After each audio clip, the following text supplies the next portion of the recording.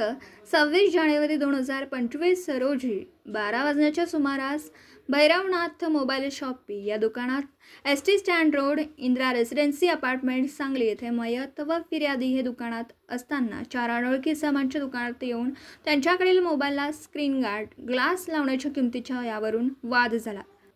यातील संशयितांशी भांडण करून लाथाबुक्क्यांनी मारहाण करून भांडणात त्याचपैकी एकाने त्याच्याकडील कोयत्याने मयत विपुल पुरी गोस्वामी याच्या डोक्यात, हातावर, कपाळावर तर दुसऱ्या अनोळखी इसमाने त्याच्याकडील पाईपमध्ये लपवलेल्या लांब चाकूने पोटात, पाठीत वार करून त्यास गंभीर जखमी करून जीवे ठार मारले। तसेच फिर्यादीस देखील कोयताधारी इसमाने कमरेवर उजव्या बाजूस वार करून जखमी करून ते सर्वजण तेथून परागंदा झाले होते।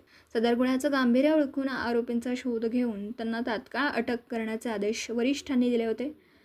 त्याप्रमाणे सांगली शहर पोलीस ठाण्याचे पोलीस निरीक्षक संजय मोरे यांनी सांगली शहर पोलीस ठाण्याकडील गुन्हे प्रकटीकरण शाखेतील अधिकारी, पोलीस उपनिरीक्षक महादेव पवार व अंमलदार यांचं एक पथक तयार करून आरोपींचा शोध घेण्याकामी रवाना केलं।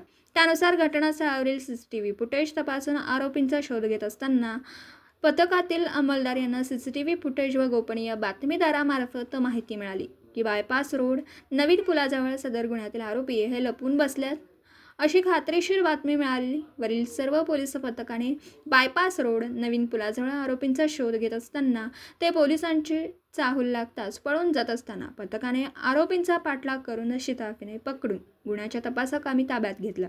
सदर गुन्ह्याचा पुढील तपास सांगली शहर उपविभागीय अधिकारी विमला M. सो या करीत आहेत।